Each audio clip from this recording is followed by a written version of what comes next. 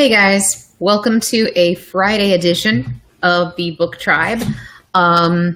This tribe is just one right now in front of the screen, but if there's a few of you out there, you're the tribe as well. And I rescheduled the interview with Obadiah Baird, which will now take place tomorrow for two reasons. He was busy estate sailing today out in Oregon, and we wanted a little more time to put together some of the questions and answers and some of the things that we had planned.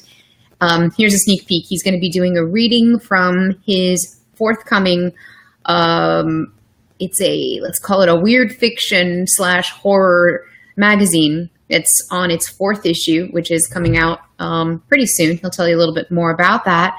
Hi, Billy. Hi. But he's going to do a reading from that tomorrow, and we wanted to have an opportunity to get that together and test audio and stuff. And real talk in my world, the AT&T guy just left. I have no idea if this stream is going to be a little clearer or crisper than other shows have been, but we just dialed our internet speed up by quite a few megs. It's at the fastest that it can be in my zip code right now. So this is kind of also a test to see how fast we're jamming. I just did a speed test, and it looks like I'm at a download of only about 22 and an upload of about 8. Should be a little faster than that ultimately. And the fact that the comments are visible is hysterical to me. It really is a little strange to just be talking by myself. I mean, let me not lie, I could do that for hours. Ask the people that know me. But I am used to having somebody in the other window to chit chat with. So I have to remember that this format's just a little different. And I'm going to open it up right now to Real Talk Q&A. Anything and everything book related. And Stacy Conde, I am not alone. Wow, that's beautiful. Gosh, that's really, really, really great to see. And I'm going to try one of these fancy little things where you get to pop the comment on the screen. That is the beautiful, beautiful aspect of the BeLive.tv's platform, which plays so nicely with Facebook, is that you have the capacity to just pop these comments on like you're doing a real broadcast, because you kind of are doing a real broadcast. And then you have to make sure that you don't hit the buttons that are like, end broadcast. That wasn't a Dalek noise. That was just a me being weird, end broadcast noise. And then you can pop someone else's comment on there. So I absolutely, hi, Diane, how are you? I'm doing that thing that people talk about, which is interrupting their conversational flow to shout out to the people who are commenting. There's a lot of like discourse over whether you are supposed to keep it flowing or actually acknowledge the people that are popping in and saying these words. I was watching a couple gentlemen talk about this at length. It is really a kind of postmodern conundrum, but they related it to this. If you were in any kind of a speaking situation, would you stop the flow of your talking and say, hey, Bob, hey, Joe? I would, because I'm weird. And I get a little, distracted by seeing the humans that are in front of me, or, in this case, the text of the humans transmitting their loving messages. Acknowledge, Billy says, exactly. Acknowledging the people that are there, it really is a wonderful thing. If you're in the middle of, a deep interview with this person and you're having a really great discourse, I think this is what the gentleman that I was watching we're talking about, that people who are hosting a show, I air quoted, I just air quoted, but the people who are hosting a show, and let's say they've asked a question that's really kind of a, cogent, somebody Google cogent. I think I'm using that incorrectly. But I second guess most of my language skills, and sometimes Google a word before I use it in conversational flow. Just real talk Fridays. But I think that they were referring to is, you've asked the person who has taken their time to come on and talk to you a question. They're answering it in Charlie Rose, Bill Moyer style. And then person A, who's got this show and, a couple followers and a couple eyeballs, is all like, hey, what to all these people who are commenting. And that's, I think, a pretty good point. There's probably a time for greeting the people who have come into the room and not. This kind of begs another question. This is a totally different, are we postmodern? The format of having streaming comments coming through in front of your eyeballs. Is this a CB radio kind of a comparison? I never did CB radio, and I don't know if that is actually something that, maybe that's a comparison. But at some point, you got this stream of people, and I'm not sure. I need to think on this a little bit. The acknowledgement factor versus actually carrying on a real, it's a monologue. It's not a conversation. So I just think that there's a flow to it. There's an art form to it, right? Stacey Conde and everybody who's in this, they're in the room with me, I will be, after this ends, I'll be back watching it. And I love to hyperlink to, no, Andrea, you know what? It is real time. I have to pop this up. Andrea Tomberg just said, you're dating yourself by saying CB radio. Allow me to just say that I never used CB radio, but I know of it, much as I know of the Victrola, but I am not quite old enough. I am 79 dickety-doo years old, not 89 dickety-doo years old. But onto a different train of thought. The thing about having you guys all in the room with me here, which is really, really fabulous, is it does keep it feeling like it's actually a community conversation. There is a really neat thing in beta that I keep asking the amazing developers who created this platform, BeLive TV. I'm asking for the opportunity to also try the beta, which is to be able to just pop anybody into the conversation live on video who's also commenting. And I think that's where the real beauty of this platform comes in, so that it doesn't feel like you're talking in a vacuum. Or if I could have your audio or something, when I click on it and I get your audio. For some of you, that'd be frightening, and I would want to mute before I pressed, any buttons. But I'm going to just go down and read a few of these. Oh, I know what I was saying before. I'm going to back watch or watch the replay to see if I am embarrassed myself little enough that it's worth, well, I embarrassed myself a lot enough. Look at this shelf behind me. It's totally trashed because I was actually just shoving stuff in there that I just got in the mail this week instead of having it all propped, looking really cool and bookish like the second shelf. I might dig into that shelf on air in a minute and show you what I bought this week. I got some really cool stuff. Hashtag Victorian albinos. That's all I'm going to say. Okay.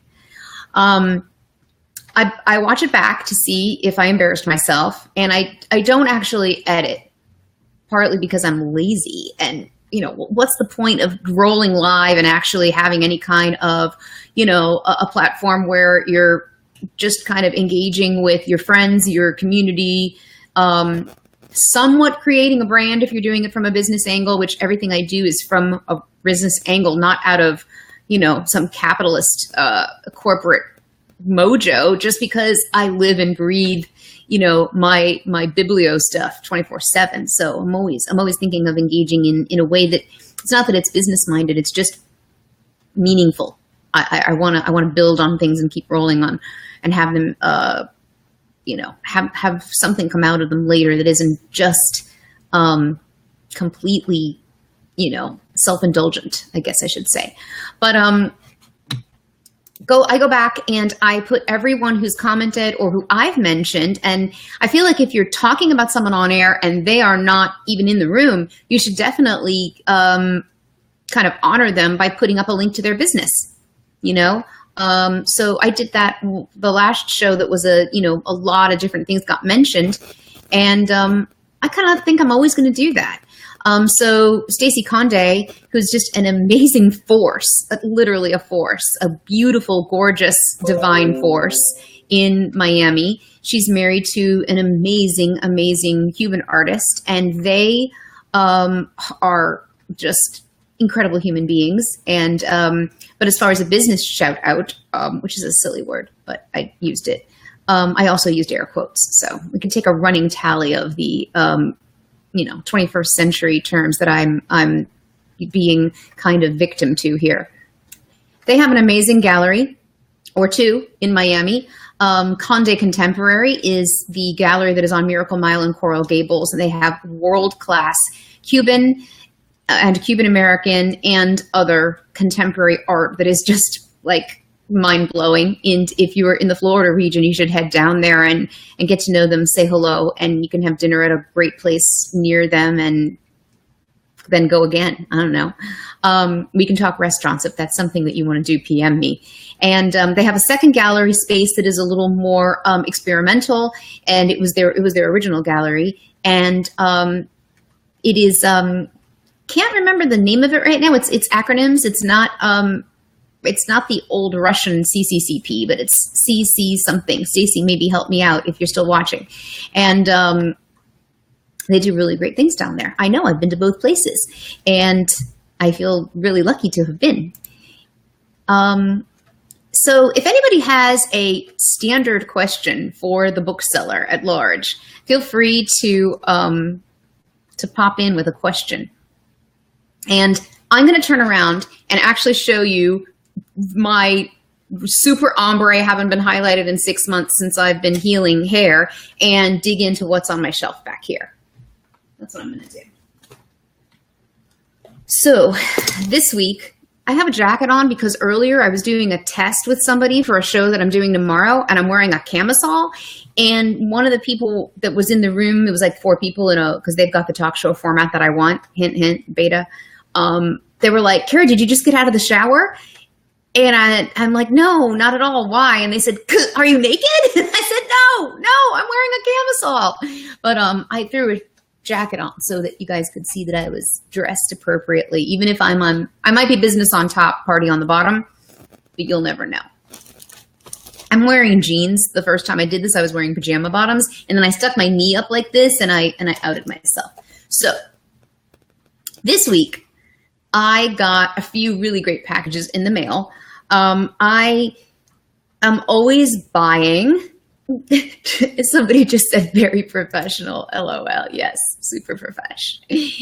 I am always buying good material for the business and for my personal collection and to teach with and to use. But since I am healing up from a situation that I had with a car and my body a little while ago, and so I am scouting a ton more remotely from sitting in front of my keyboard. But really cool things have been coming in the mail, and I don't know if anybody wants to tell me if they want to hear about Victorian albinos or miniature books.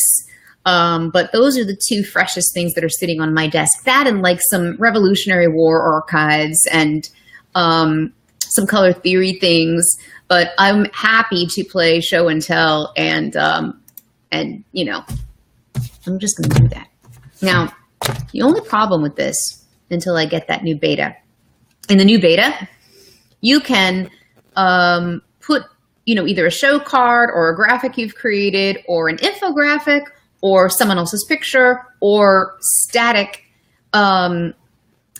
shots of things that you know, have queued up in your Facebook albums so that you can actually teach or talk about what is sitting then, you know, in the window to your right or left side. And I think that is just like going to be a game changer when I get that. And a couple people are saying that everybody wants to hear about both of these things. So here's why I gave all that preamble. I'm going to put that back up because I love seeing Diane's incredible shot that's like this beautiful angular line. It's like the most artistic, beautiful selfie you could imagine because everything that she does is like just so avant-garde and beautiful and quality. The problem with just doing this whole show it to the camera thing is that there's, you know, whenever people do this whole this thing, it annoys the fire out of me. It's crazy, but I'm going to do it to you anyway. Yes, Michael Davis, that is Diane's selfie. She is a camera, I don't know what to call her. She's a guru, wizard, genius goddess. And so she does these amazing, amazing things, and it ends up looking like freaking Stiglitz did it. And nope, it was just her. like in a museum or in a bathroom, but she's making it look like art because that's what she does. So, okay, albino for sure, which, I have not done much research on these, and there's not that much research really to be had. There's not a narrative here. There's no text. It's just actually for photographs. So I bought this batch of photos, and some of the people who are watching are actually in some of the groups that I buy from, and I'm so thrilled that there exists groups to buy from, since I am a little more remote than usual. But I bought this batch of photos that were described as, hi, Jackie, they were described as fire damaged. And, let's get real for a second. I'm a freaking bookseller and a paper seller, and I specialize in, things that fire is not kind to. And I'm pretty condition savvy, but sometimes we just have to roll the dice. And I spotted something in this, it wasn't exactly a flat lay. It was more just like somebody, it's casual, quick, take a snap of a bunch of photos spread out to see if somebody wants to buy this lot. It was inexpensive. And, I just saw a tiny little thing in one of the images. And I said, okay, I'm going to buy these fire damaged photos. So the package comes, and I start opening the box, and I see fire damaged photos. They're Victorian era, primarily, a few as late as the 40s, but primarily 1880s in Washington State and Maine. But they are seriously charcoaly. And in and of itself, they're kind of beautiful. In fact, I asked one of my friends who's a local artist if she wanted them, because people are doing really beautiful, innovative, macabre, and lovely, innovative things with photography. Let's use them for something that's good. So I'm not going to pitch them. I've set them aside. But Andrea asked if they're saleable still. The bulk of them are not. Which is why I was a little sad. And I went, Kara, why did you do that? They said they were fire damaged right there. But what I spotted was actually right, and I'm really kind of thrilled. They are exactly. Jean says, hello, Miami visual artist over here. Yes.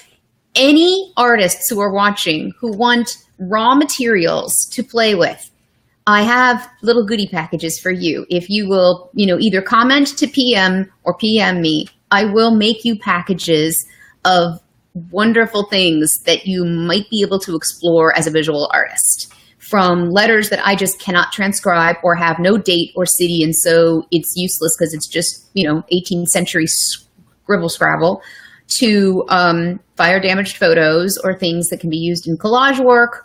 I'm always happy to share material for artists or non-artists to play with and explore. I'm going to try to hold this up in a way that the camera can actually see, because it's a little bit mirror reverse. Here's the first one. Let me let it focus. So this is one of the children with her sister. And here's the cool thing. They are, let's see, 3 of them are studio shots and 1 of them is vernacular. And they're this beautiful family through the ages, through about, I want to say 10 to 12 years. And I'm going to move this way. If anybody wants to actually see these, I'm going to put up a scan of them under this talk later. This is me talking, so that you could see them clearly. And here is, I'm not even going to put the 4th one up because you get the gist. Really, really fascinated by their story, of what their story might be. This is the makings of a book too, if we use a little root historical fiction. My heart breaks if they had a difficult life. I'm really not that keen on things that freakify. I mean, I'm a freak, but I'm not keen on simply sensationalizing things that I know just as an educated human, let alone as somebody who deals with kind of strange material that comes my way. I'm not huge on sensationalizing that which would have been already clearly a really difficult life for someone. You know, I had Circus Freak photography, a really amazing archive at one point that moved on to a great place. And it was kind of philosophically challenging for me, or ethically challenging for me, you know, to consider my thoughts on them. A lot of collectors do collect oddities. You know, there's amazing museums around with things along that lines, medical oddities, which would include, you know, people who now we have really a little more of a compassionate social space for. And when you really think about the real, you know, conditions of somebody in the 19th and earlier centuries who had any kind of a different quality or a different circumstance, we know damn well that it was, you know, extremely heartbreaking sometimes and not always. So I approach material like this sensitively, and I don't just want to, like, you know, put it on eBay, you know, hashtag medical freak or something like that. That's not my style. I really want to look at the story and present it compassionately and acknowledge that, you know, everything isn't to be treated with kid gloves, but you know, it gives you pause when you deal with the material that is actually someone's letter or photograph and not fiction. These people, and when I say these people, that's, you know, that's all of these people in the photos that come across my desk or the letters that come across my desk. Anyone's actual story that actually lived. We were talking about this in one of the earlier shows. It gets to me. You know, sometimes looking at photos from the past it almost feels like intrusive. You know, it's such an incredible level of intimacy to see this, somebody's talking about fiction. It's making me laugh. Anyway, enough of that. Those are the Victorian albino children. And I have to consider, you know, what I do with it now. In like totally like turning the corner or something just easy and kind of delicious and beautiful, and there's not really like a heavy social narrative behind it, I bought my first grouping of miniature books. I've had one or two in the past, and I said that then and I'll say it now. I don't like having one or two of something. It's just not interesting to me unless I'm starting to build. I either want a bunch of that particular item genre lump, or I want zero. I want to get enough of something to be able to look at it kind of all spread out, kind of digital humanities it in my brain just for a little while, so that I can have some discernment and learn what is quality and what I like and what the story is behind the creation of the object. And I just don't like one of something. So I've had like one or two miniatures that came across my path, and I was kind of drawn in because they're really cute. They don't feel weighty to me, no pun. They don't feel, you know, like when I'm working with a really significant 18th century letter. That feels meaty and, you know, kind of history turning. These just feel delicious. But there's a lot of incredible things that go into them. I realize now that I had a chance to, I opened them with my daughter last night, one by one, because they're artist books. They're fine press and they're small press. So there is thought and philosophy and aesthetic that has gone into them. And some of them are just cute. Some of them are straight up candy. They're like jelly beans. They are just like, they literally don't have any carbs or protein, and they're just cute. And there's nothing wrong with pretty little things. Some of them, though, of course, really challenge you with, you know, whatever text that they've chosen to do in this edition. So I'm going to show you a couple instead of going on and on and on. If we want to talk about, you know, what I have to put up this comment. Stunning photo and the creepiest subjects he has ever seen on a Friday night Be Live broadcast. And probably it's the first Friday Night Be Live broadcast he's written, you know, watched. So and written that comment on, so it's not saying a hell of a whole lot, is it? But for right now, I am the reigning creepy subject. Thank you for that. I'll wear that crown with pride. Jean says, now she wants jelly beans. Well, so do I. All right, so I'm going to do a miniature opening. I'm super excited about these little nuggets, just because there's a few reasons. I'm not going to hurt my back or my neck lifting them, that's for sure. This one's just scrumptious. It's a tiny, tiny, tiny little... Oh, the camera focused right away. 1923. It is full leather with gilt. It's really thin and sweet. They're really nice to handle. I have 18 of them now. And by just opening and exploring the 18, it gave me an opportunity to decide like what I like and I don't like. I can talk more about that. I'm pretty opinionated. This is actually a really sweet little thing. Talk about like pretty dresses. It's actually a Tiffany & Co. It's a Tiffany & Co. New York, Paris, London little agenda book giveaway, a little memo book that you would have gotten in the shop. That was like fancy pants then and it's fancy pants now. I mean, that's some quality, lovely stuff. There's got to be a Tiffany collector out there. That's pretty cool. So that's yummy. I know already that I actually prefer when the book, whether it's standard size, small press, fine press, artist book, small or big, we're not going to go there right now at all. We're just not going to broach that subject. I like it when there is some kind of philosophy or a little, insight put into it. What you see in book arts is often a sensitivity to the text, and that leads them to a sensitivity to the typeface that they choose, the paper, the inking, and not to mention the artist actually creating whatever cuts are going into the book, creating engravings or woodcuts. And then the binding, which might be the same person and might be a totally different person. Also, so much overlapping thought going into how this, what was either original text, original verse, or verse that they pulled from a different book or object that they liked before, kind of formulating it and retransfusing it with new paper and ink and binding to create a completely new object that is also an experience. That is not a very good description of that world, but right now, live and rolling, that's my description. So then there's really, really, really tiny ones like this. And I like this. It's very, very small. I mean, it's hard to relate to it as a book because of its size. I think it was Marvin Taylor, who is an amazing scholar and special collections professional at Fales at NYU.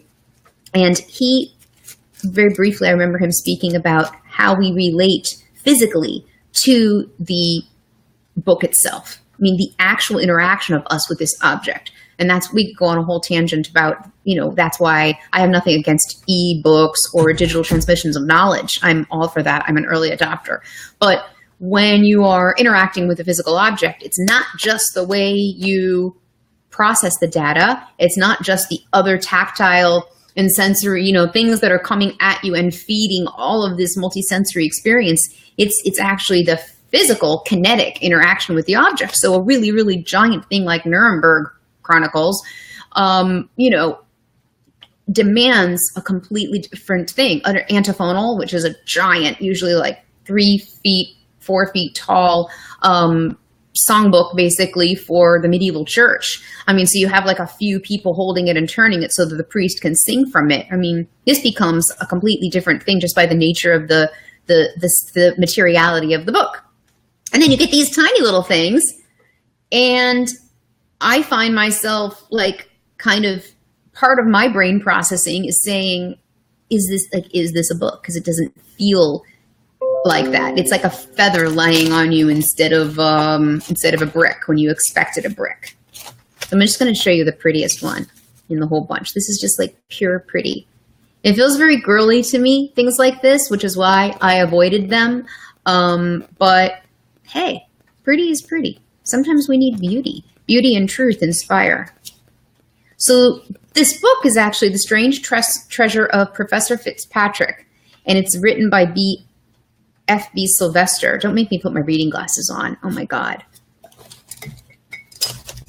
And this is, look, I'm going to have to use them. It's just like ridiculous, but oh, it's so clear. That's why people do that. Damn. God, it's time. Anyway, check out the front of this. Oh, I'm going to block my face with it. That's handier. There we go. Camera, do your autofocus thing. Yeah, it's 3D, beautiful silk embroidery on a beautiful little, it feels like silk shantung binding. That's just scrumptious. So I think I'm hooked. I think I want to do miniatures. I mean, along with all the other things I do and documents, but why not explore what an artist can do, or a binder can do, or a pressman or presswoman can do in a small scale of space for a few reasons. Everybody's talking about carbon footprints, and this is cyclical and ridiculous, but it doesn't take as many resources, maybe, I'm positing temporarily, to make a tiny thing, to make a tiny book. But sometimes they're bound in leather. I guess it looks like it could be like leatherette, but it's actually a really, really soft Morocco with a great gilt edge, and it's in a little slipcase. Slipcase, y'all. Tiny slipcase. And this is my favorite, I think. And I'm not a Jane Austen person. Sorry, guys. That's not my jam. Oh, this isn't it. This is different. This is The Saga of Lizzie Dunbar. And this is about a woman on trial for stealing from a department store in the 19th century. And when I did indulge, when I was in my biggest healing stage, I indulged in a little bit of television, which I normally don't do. And so I watched this series. I mean, I was just like incapable of anything other than being kind of propped up in bed and kind of being passively entertained by television. I'm sorry to say, but that was from my big time healing days. But I watched this series called The Paradise, and it was the story of England's department store. There was another one that they did at the same time, a historical drama, where it was about Paris's first department store, and I didn't like that very much. But this other one was really kind of cute. It wasn't going to win any awards for anything. You know, it wasn't deep. It wasn't serious or heavy, but it was really kind of sumptuous, and it reminded me of that. And I'm not even...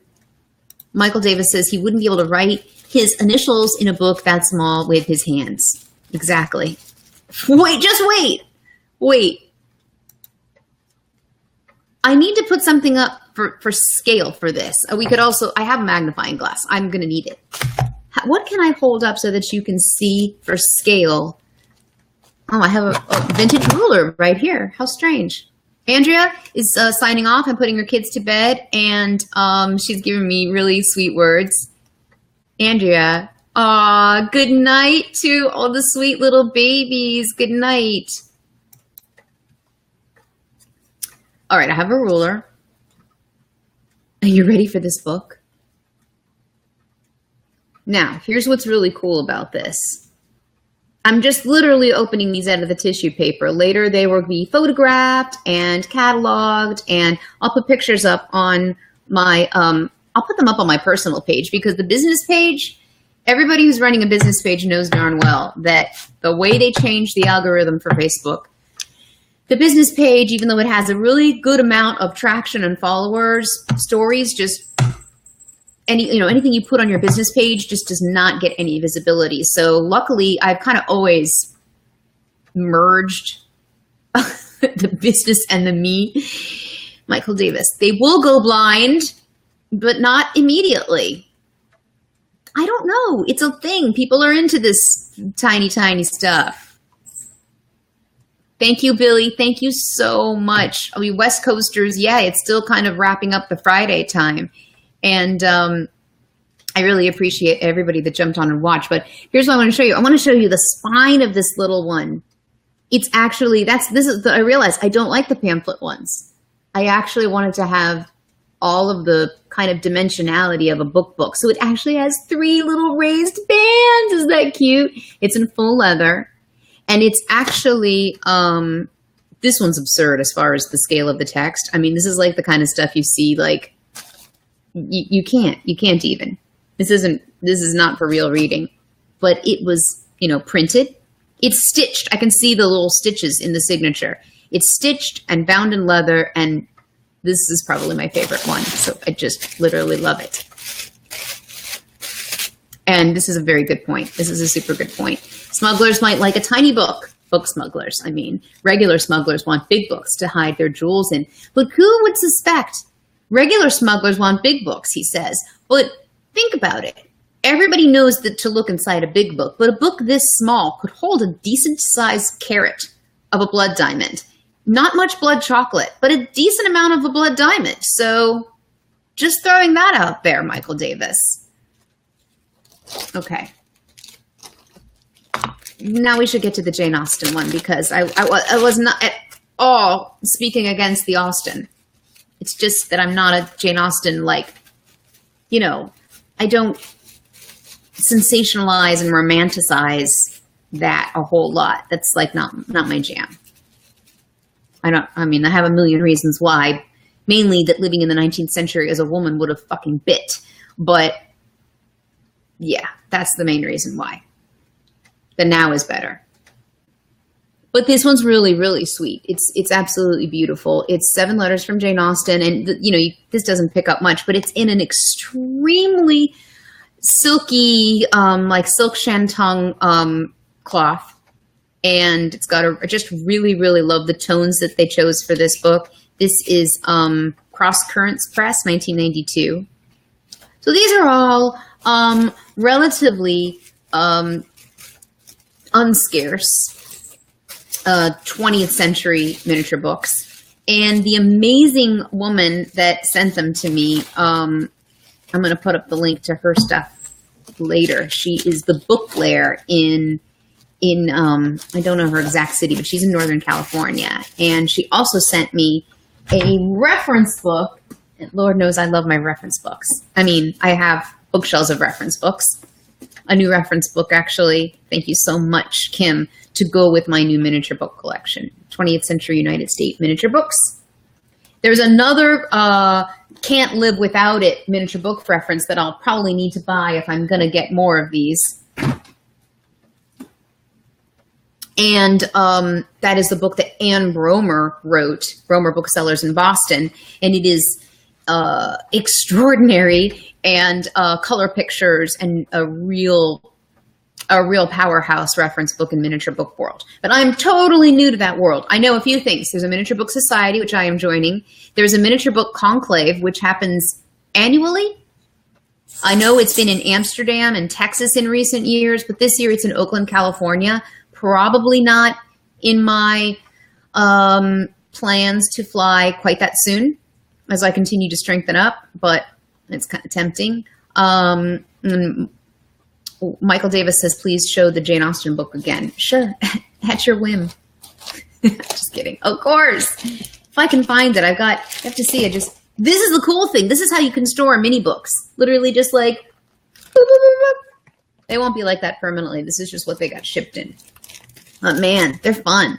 So if anybody has miniature books and they want to quote them to me and sell them to me, yeah, help a sister out.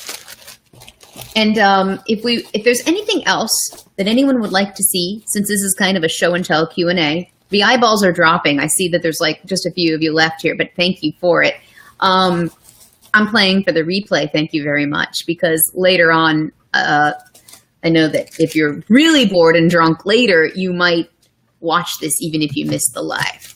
But I appreciate those of you who are hanging in there live and commenting, because comments are everything. Yeah, it is beautifully bound, but it's very hard to show on camera the beautifulness of it. It's in this webcam situation. It's not that one. Hold on. Is it this one? Yeah, it's this one. It's just, I learned by looking at these 18. Now I'm an expert. No, I'm not at all. There's amazing book dealers that specialize in miniatures that have been doing so in a scholarly way for a heck of a long time, for probably longer than I've been a bookseller. But I'm going to study up, and I'm going to have fun with them too. You can tell by looking at them really quickly that some of them are a little more of like a chapbook. They're more just kind of like in stiff card and printed, and they're cool, and maybe they have a different angle. Maybe they're a little more contemporary. But this one actually feels like a book, and I'm learning that those are the ones I'm drawn to. So it's got a nice sharp, it's got a nice sharp, you can see the signatures. This camera's not quite focusing to pick up on the spaces in between those folds, but those are the signatures, which is what you draw and gather together after you fold the sheets that have been printed. And it's hard to see it on camera, but it's just really squared off really nicely. I mean, you could hurt someone with a corner. And the cloth that they chose is really lovely. And it kind of feels like maybe the cloth that someone from that era would have as a dress. So it is a pretty feminine feeling book. And before we move on, thank you everyone who has stayed. It is 7:46 Florida time and a myriad of other time zones, you know, and I appreciate it. If it's happy hour, stay and keep drinking. And if it's late and you're on another side of the world, then I really appreciate you staying up with me. It's really kind of fun. And I really hate to go on and on and on and be the only one talking, but I'm the only one with a mic. So thank you so much. I'm going to open another one. If anybody has another thing that they'd like to see from, I don't know, 18th century paper, Americana, letters, photos, beautiful bindings, color theory, journals, women's material, counterculture things from the 70s, if at all you want to see that, let me know. And if we don't show it today because of a weird camera and me being tired of blabbing, I'm happy to put it up in the comments afterwards. You know, I really just want to establish a space where everybody can ask and talk and share and listen. And that's what I want the book tribe to be. That's the plug for that. William Wyckoff is driving through Oklahoma in a thunderstorm and watching me live. William, are you driving and thunderstorming and watching? That's pretty great. I do similar things when I'm road tripping. And William has been bibliopilgrimaging. Thank you for that term. Hashtag Jonathan Kearns. But William has been East Coast to the middle of the country and then all the way back to California, I guess, William, with your amazing finds. That's exciting. I see my friends doing the summer scouting jam, and I'm not going to lie, it hurts my heart a little bit because I'm not on the road right now, and I love scouting out in the wild, but here I am. So, William, do you know anybody place good to scout in Oklahoma? If you're crossing through Colorado, I can tell you where to go, or Arizona, depending on which route you're taking back to, or Utah for that matter. You should tell me which way you're tracking westward, and I can give you a few shops and dealers that you probably know of, but maybe a reminder. And actually, some of them are happy to put up traveling booksellers and kind of be the inn. By the way, if anybody is ever scouting in Florida, I am open by appointment, and we are friendly, weird hippies, and the door can always be open to you, and there's always coffee and tea available. So do give a shout if you're headed this way at all in 2017 or 2018. So I'm gonna wrap up pretty soon because I don't want to take up too much of your time and get completely off topic. But I will definitely watch for links to be put up to some of my friends' businesses who have been kind enough to come in here and be in the conversation. I want you guys to be able to check out any of the things that they do. Mostly it's really cool art stuff, and it's good for the soul and good for the mind. So, William says he is going the Arizona and New Mexico route on I-40. Okay. So In Arizona, there is a couple that are amazing dealers. They're very kind people, intelligent people. They have a lot of great modern photography and art books, but they also have a lot of really great ephemera. And the business name is Margulies and Moss.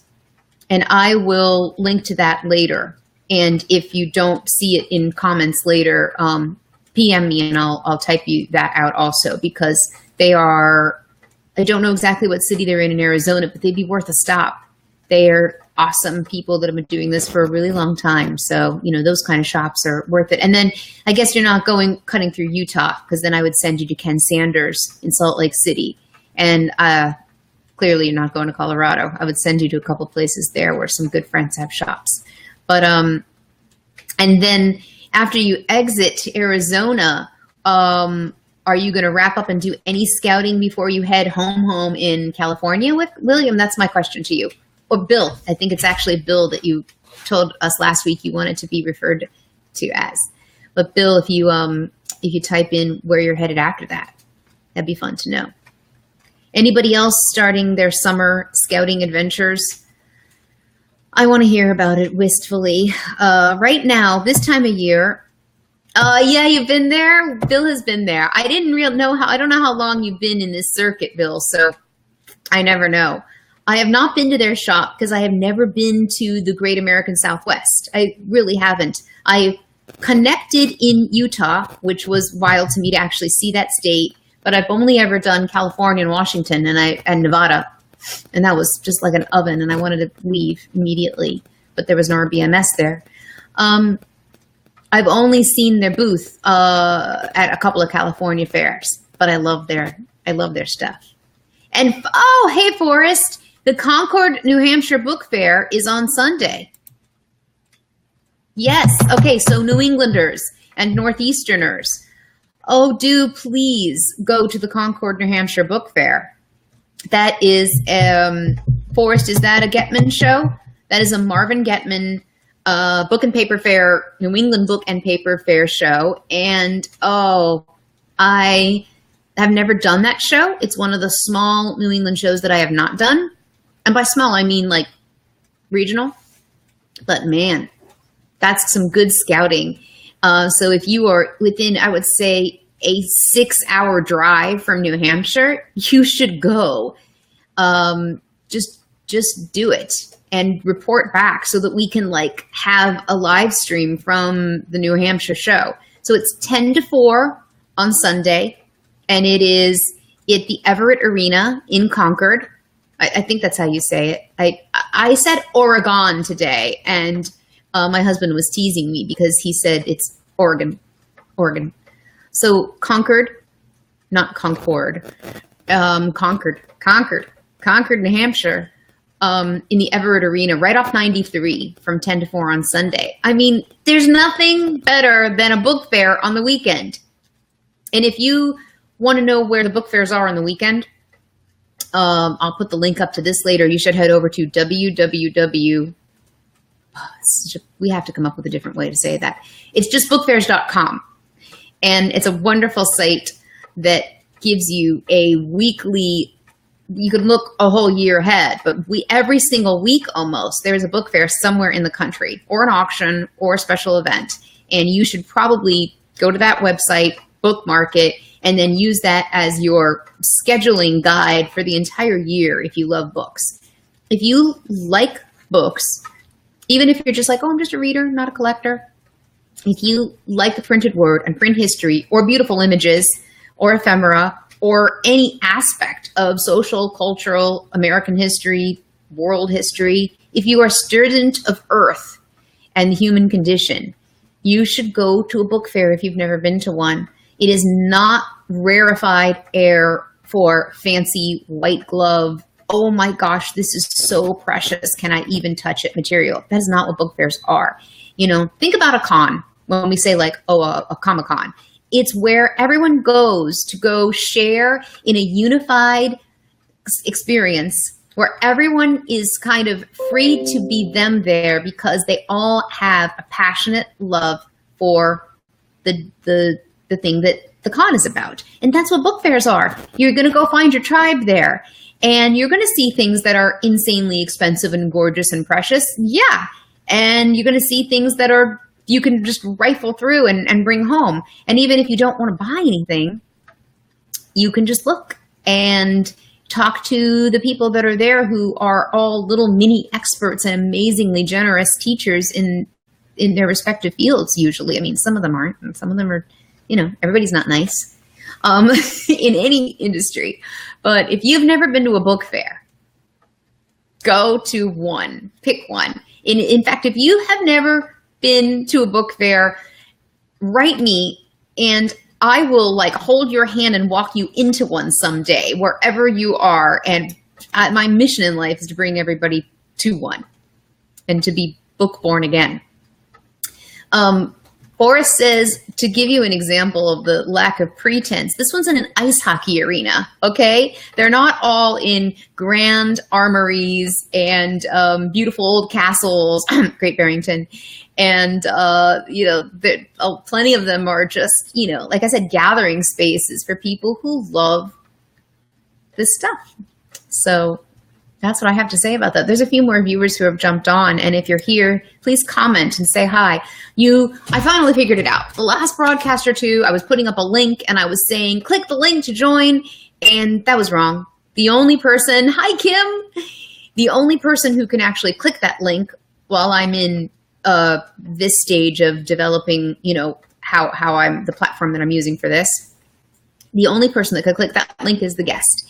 So the link wasn't working. Actually, I think this is just streaming on my page, and by commenting right underneath it like you would on any other video or on any other post, you actually pop in and I can see your words on the right hand screen for myself, and it's really kind of amazing. So say hello. Thank you, Kim, for doing that, and then I'll know you're here, and it helps the conversation flow since it's audioly one-sided, even though it isn't it's not one-sided because I feel that you're all here. But as far as audio, it's just one-sided.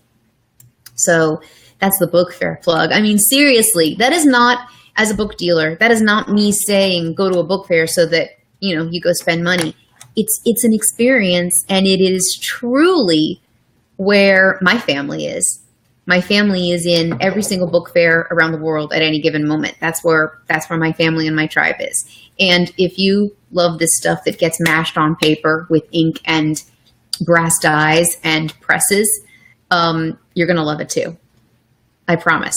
I'm about to make a Men's Warehouse closing to say you're going to love the way you look. I guarantee it. With that, perhaps I should end, but Timothy Gorka just came in and said, this is great. Is the tribe primarily composed of dealers? No. Straight up, literally, Timothy, no. It says a brand new kind of group space show. And a lot of times dealers talk only to each other. And there are a couple of fabulous book pages up, and I love them. But some of them are a little quiet. And I think the quietness comes from the fact that they are kind of dealer to dealer conversations and show us what you have to sell kind of conversations. And my feeling is wherever I go, whenever I tell people what I do, their eyes light up and they want to tell me about their favorite book as a child, or the favorite book that somebody gave them or that they gave as a gift, or the book that changed their life, or the book that's on their nightstand right now, or their summer reading. And you know, I deal with so much material that is not in a spine. I call that, you know, non-traditional material, which is just ephemera, flat stuff, archives, letters, photographs, tiny locks of, you know, hair woven into, you know, Victorian hair ornamented paper. It's kind of crazy what we get to work with. But if you have a memory of paper or books being important to you, which most of us do, that's what the tribe is about. That's what I'm trying to say. It's definitely a conversation and a space and a community for everyone. And I explicitly and implicitly, where's my dictionary again? Wanted to be more than just dealers, because I love my community, but the community is everybody. When you are at a book fair as an exhibitor, the best part of it is having people come up who don't necessarily know what they're looking at. I mean, it's great when you have savvy and engaged community who want to talk about what you have or who want to buy what you have. You know, they're there from an institution or they're already a serious collector. But what's more magical is when somebody comes with wide eyes for the first time, or as a young person or as an old person, and is just, you know, engaging with the stuff that in other spaces, maybe it's behind glass, or maybe it's behind beautiful library cases that are locked, which, you know, there's nothing wrong with that because we kind of can't have everybody handle everything. But wide-eyed and excited people who love everything about the printed word or art or history, that's what I'd like this to be a place for. So thank you for asking that question. It's really an awesome question. Tomorrow at 2:30 p.m., I am guest hosting on another amazing book show that is using this platform, Be Live TV. They're using it like in a completely amazing way. This is like Fred Flintstone level compared to how they do it. And that's called Rare Book Cafe. It's on every Saturday at 2:30. And for a few weeks, they have been really sweetly and graciously letting me come on and join the conversation as a guest host. And we've been having a lot of fun. So if you want to tune in to that show tomorrow, that will be, that's findable on the Florida Antiquarian Book Fair Facebook feed.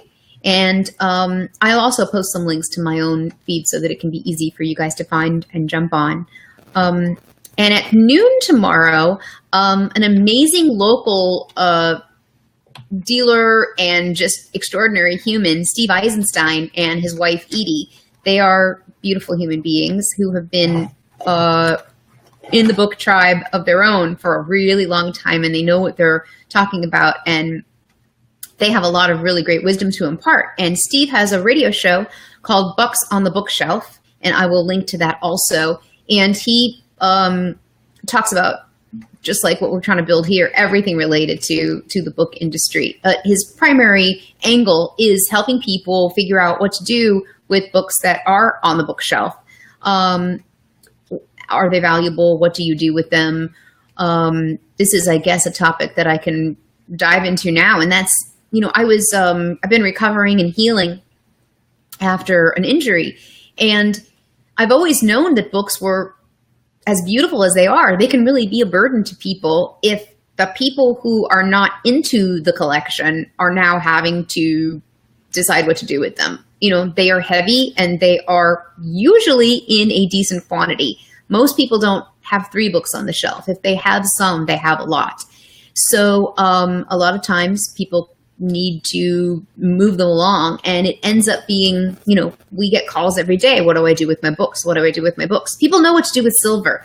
They know what to do with diamonds. They know what to do with the house. You know, they know what to do with a lot of things, but people see the books and they don't just want to like drop them off at a donation center. They kind of are resonating even for them, if it wasn't their collection, with, okay, these are precious and what should we do with them? How do we transmit them to the next space that they're supposed to be in responsibly?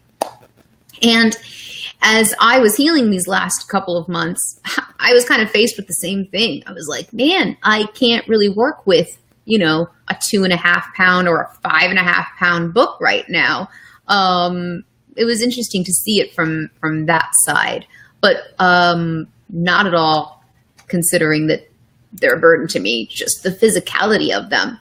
You know, and Kim says books and many paper items are love. Oh my gosh. Oh my gosh, that's amazing. Yes, exactly. I associate them with love because of my childhood. Yeah, they are. I mean, my mother, who recently passed away, put a book in my hand and always had a book in my hand. I was a kind of ridiculously early reader, and she always put a book in front of me because books can show you the world. I have a bookmark. Most people who are book dealers end up collecting bookmarks because they fall out of books that we process.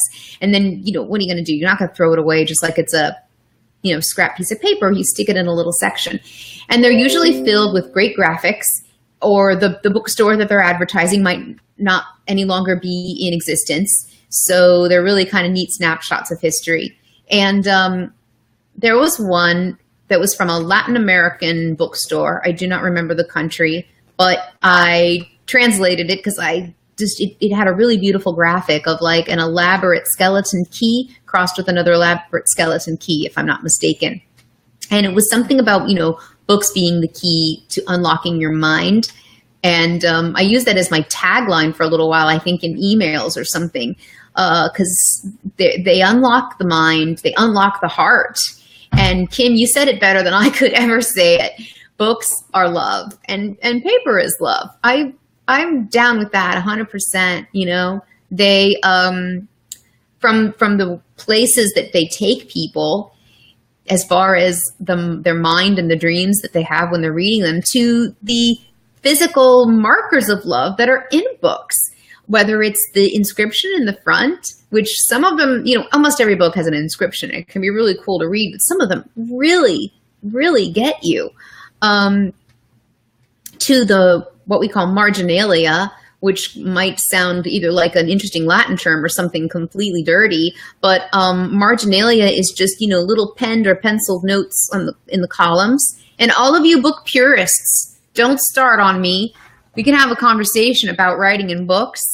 There's nothing wrong with marginalia and with some writing. There's a difference between scratching across text and making notes because of your personal interaction and journey with this text.